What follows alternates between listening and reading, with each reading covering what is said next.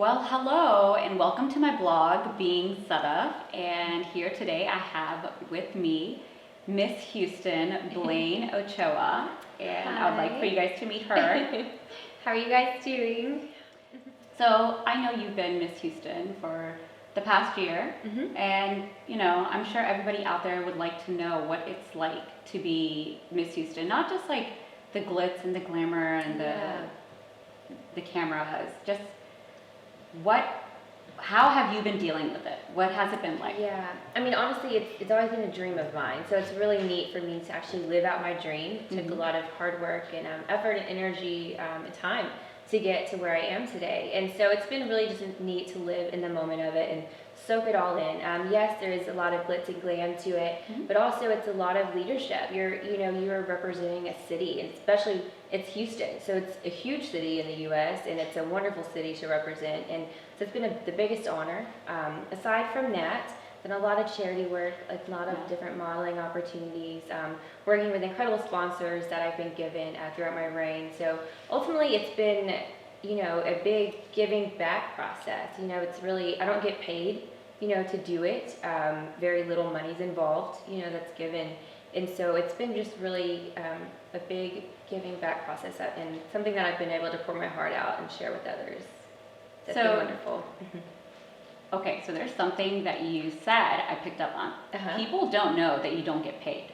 Yeah. I think people are under the impression that you're being paid and you're paid to come to these events and whatnot. And I love that you just said that because I myself had no idea until you said that. So that's a lot of work and a lot of commitment on your end to do that. Yeah, thank you for pointing that out. I do get a lot of gifts and a lot of items, given to me, but through my sponsors, etc., and opportunities. But no, it's ultimately a lot of it's volunteer work. So do you feel this has given you a platform where you can speak about your causes that are dear to your heart? Yes. Something that you may not have been able to do had you not been at this position as Miss Houston? I've always been very passionate about giving back. And Miss Houston has given me that opportunity to work with a huge variety of different groups of people and different charity organizations too. That everything that deals from autism to child hunger to just children with cancer, pediatric cancer, anything from wide spectrums that I've been able to help out and be a part of, which has been very rewarding for me. Also, one thing that my platform is international relief, and so I've been helping children for the past few years in different countries. My first one I started in South Africa, where I was giving back to her in South Africa, and then now in Guatemala. So what I would do is send them money monthly, and so that would provide for their education and their food. So that's something that I've been promoting, that it's not just about helping here in Houston, not just about the USA, but also about the world in general. So that's something that's been very neat for me to make bigger impact. And I recently hosted my own fundraiser for one organization very near my heart, Impact Africa, in December, so for Christmas. So that was really neat. That's right. I'm sorry I couldn't attend. I was in Pakistan at that time. It's okay. So I've noticed that a lot of your charity work has to do with children, and not, you said children with autism, you discussed hunger and the relief in Africa. So I've noticed that a lot of charities here, which are fantastic, focus a lot about the literacy portion of childhood. And I'm glad to hear this is like the first time someone's actually sitting down with me and discussing how important it is for a kid to be fed or, water, he needs water. And these are things that we forget on a day-to-day life because we think because we have it, they may have it. So I really commend you for volunteering and getting your hands dirty in these charitable work that you do. Yeah, I mean, it's important because, yes, literacy is important. Education is so important. That creates opportunities, that empowers and uplifts these children. But ultimately, it is about food. They need to be nourished. They need to be healthy. They can't learn if they're not healthy, and so they have food and water. So, yes, definitely, I agree. Of course. And so that is something I didn't know about you. I knew that you were part of different charities, but not exclusive to children. So as you know, my blog is about philanthropy and beauty Mm-hmm. and social issues. So while we're discussing charities, what are some social issues that you like to target, or they come to mind, or you feel something when you read about it or watch something in the news? Yeah, I guess women empowerment. Is that, Mhm. is that, sorry, I said. So I do believe that's a social issue, because I was just going to ask you, being Miss Houston, Yeah. have you felt any like negativity from, like, let's say your friends or Yeah. some girls, or I feel like women these days are so quick to tear each other down Mhm. that they just can't be happy for each other's achievements. Like, Yeah. I don't know, have you been dealing with that? I believe, as a woman, as a strong, confident woman myself, who, I believe in myself, I love myself. Mhm. And so I want to support other women, and I have a great group of girlfriends, who are the same way, as I am. Mhm. So I think that, if we encourage and uplift each other and other people see that, Mhm. we in turn can inspire others and other women to be that same way. And I think it has gotten better, just in the world in general, and women, with each other. I think we're coming to a society where that they are a lot more supportive.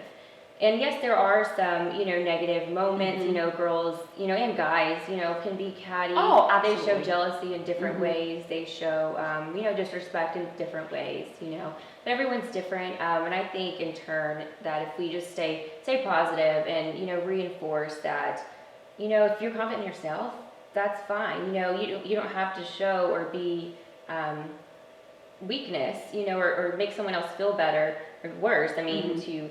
to make yourself more powerful, So I think that we definitely need to highlight on that. So I totally agree with you, and you should surround yourself with people that are willing to empower you and lift you up than bring you down. I was going to tell the audience, I've known Blaine for 4 years before she was Miss Houston, and you have not changed one bit. You're Thank still you. so kind, and you're still so sweet, and still as stunning as ever. So I wanted to know, do you have any, when we're sitting here watching you, we see this drop dead gorgeous girl.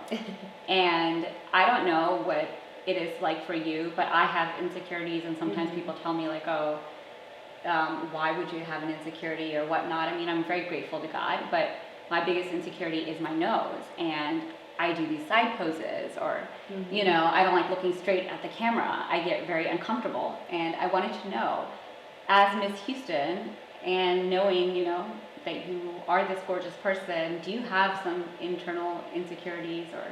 Yeah, definitely. I guess there's 3 of them that I could point out. Three. That's crazy. Yeah, which it's She funny. is perfect. Things. No, I guess when you get older too, you come to come into yourself more and learn to love yourself more. I do believe that. But yeah, I mean, always, one, I think a lot of women can relate, just weight, your weight, and your physical appearance in general. And that's something, especially being in beauty pageants, there's a fitness swimsuit portion, and so making sure I'm, I don't have to be a certain size or have to be a certain way, but that has always been kind of an insecurity of mine, is, not gaining too much weight in my physical appearance that way. Another thing, I guess, would be my chin, which I love my chin now, I do, but I have a little dimple, and so, it's very rare, actually. A small, handful of people have it, but, and so, I guess it would be, I would look different, to some people, but I've come to really love it. So. I actually love it. It's Thank you, and I couldn't imagine myself without it. Exactly. It makes you different. You're not like just like every other person out there. I understand. Our imperfections make us different. Yeah, so. And then my last one was kind of silly, but I have a, I have a big toe gap, like between my big toe and my like first toe. It's not outrageous, but it's funny that my family always jokes about me with. Okay. They're like, she's missing a toe, like, but I'm not. But You're it's just so have a toe funny. gap. Okay, now I have to like look at your toe. I know, like, But don't look at no, they're fine. You're beautiful and you're fine. And what is some advice you would give to people, or like a younger self of yours? Yeah. What would you tell her? Really, at this point? I think to never doubt yourself. I mean, I've always actually been someone who really believed in myself. I always thought I could be, in a naive way, which it's true, but, you know, growing up, I always thought I could do anything in the world, you know, and I've always had that mindset and mentality, which has definitely the reason why it's gotten me here, you know, gotten me so far in life is because I believed that. However, there have been at times where I've doubted myself, you know, and I think though that in those moments, it's what's held me back from certain things or, you know, achieving certain things, you know, out throughout life. So I would definitely tell my younger self not to doubt myself. Or even like self-sabotaging, because that's kind of what it is. You know, if you're doubting yourself, you're holding yourself back, in turn self-sabotaging. And so that's something I would definitely want to tell my younger self. That's good. That's a really good one, because I know a lot of us fear and are afraid to do what we want to do because of what society. Do you have any society pressures? I know you are of mixed ethnicities.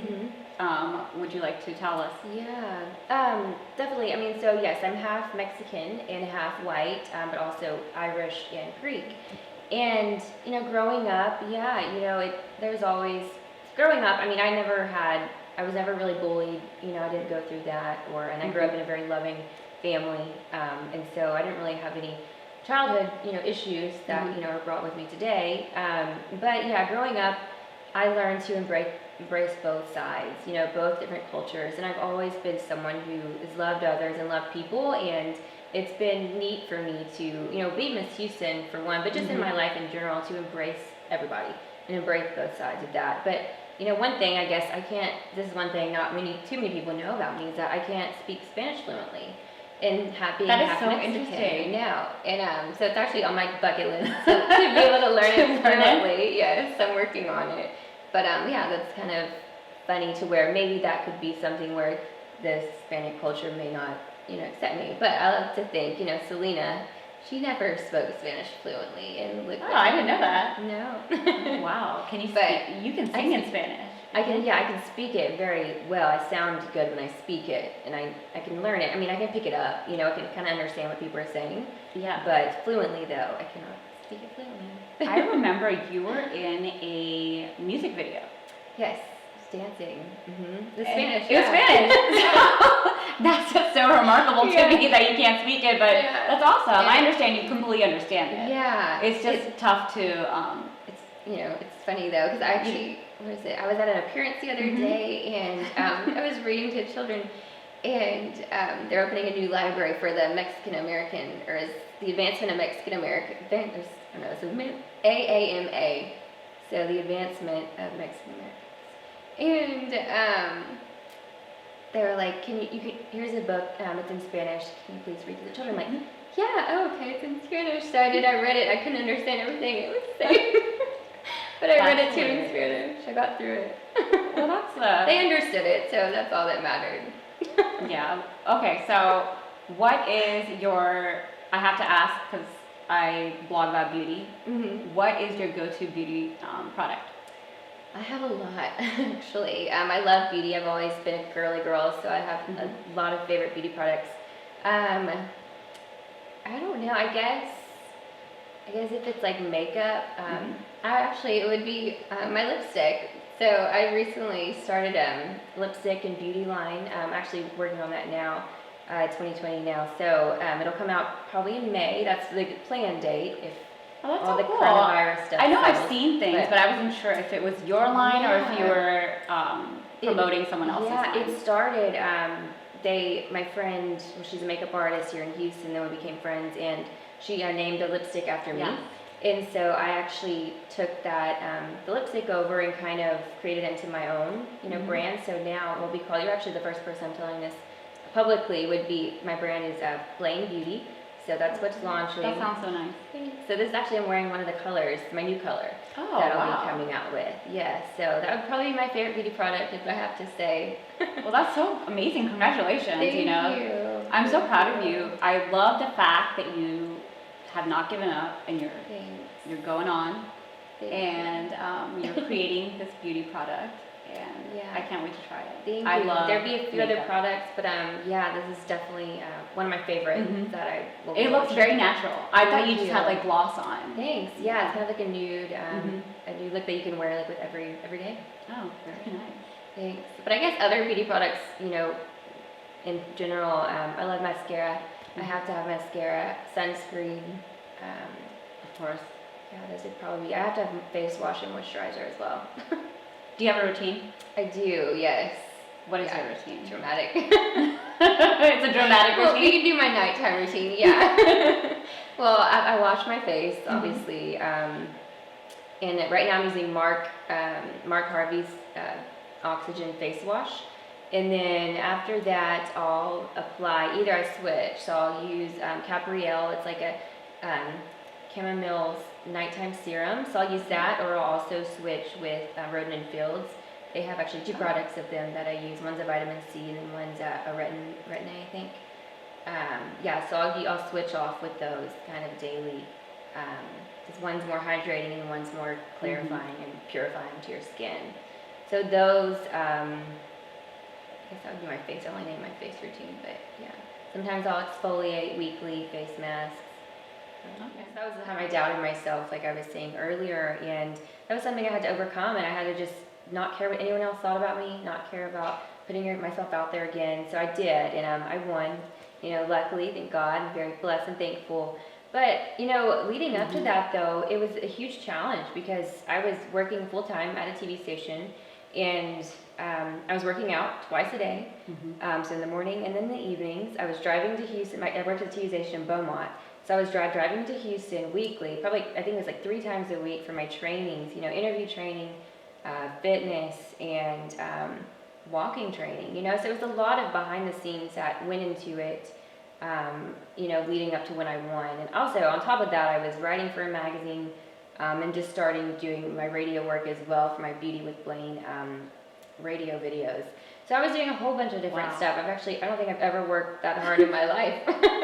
So it was a whole period of just not being social, just really focusing on what I wanted, in my dream. So it really taught me a lot, in that time that I could do it, and no matter how many things I was juggling, that if I just stayed focused, and driven, that, it can happen. And so it was a really amazing, when it did. So it was I'm so proud of you. I didn't know that you tried 3 times. Yeah.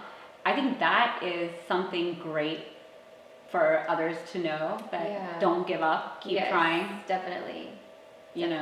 And you're a great example of that, and I think people could learn a lot from you. And Thank you. I'm so happy you came, and thank you so much for taking the time out. It's been fun. And I hope everybody had fun listening to us. So until next time. Personal secrets. Bye. Bye.